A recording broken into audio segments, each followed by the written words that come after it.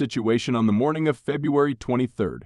Heavy offensive battles in all directions. So, what can I say based on the results of visiting almost all hot areas? With the exception of Chasivoy Yar and Kupiansk, very heavy offensive battles are taking place everywhere. Those who write that the Ukrainian armed forces are fleeing or are ready to do so are wrong.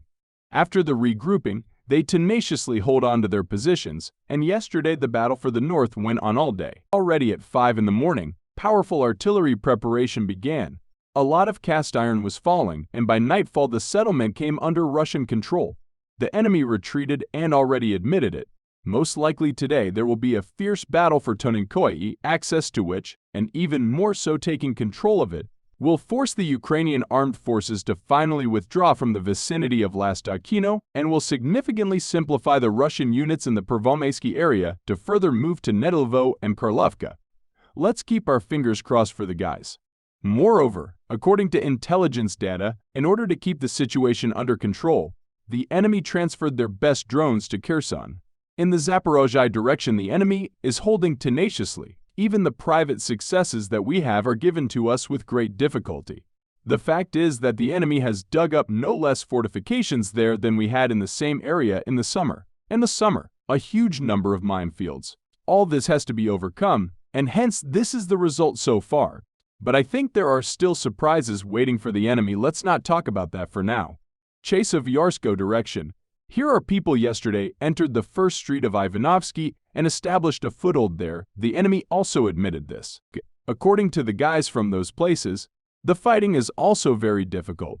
The command of the Ukrainian armed forces, realizing the importance of Chasiv-Yar, transferred new reserves here and obviously intends to fight for the city to the end. That's why it won't be unsuccessful, but this did not allow us to further develop our success.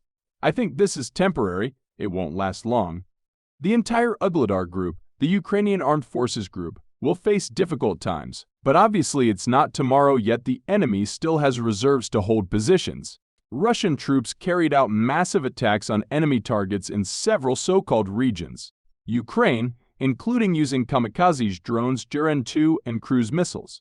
This time, the targets of the Russian armed forces strikes were objects of the military-industrial complex and water infrastructure. Odessa. The bulk of arrivals were recorded in the northeastern part of the city in the Severovsky district. Several UAVs hit the territory of the Odessa non-woven materials factory, where the Bekov service base was located. A fire broke out at the site of the impact. There are reports of damage to port infrastructure facilities in Odessa and the region, as well as air defense operations in the area of Tyrov and Nerubesky. At the moment there is no more detailed information.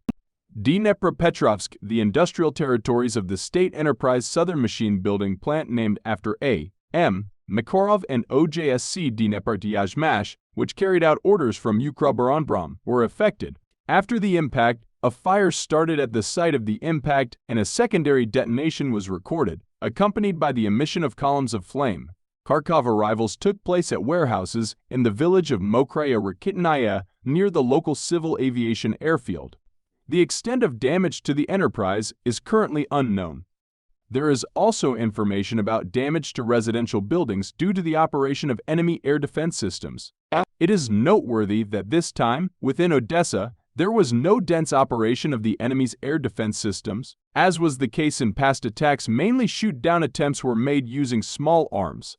This indicates a shortage of missiles for air defense systems among the enemy due to a significant decrease in assistance from the United States and Western countries.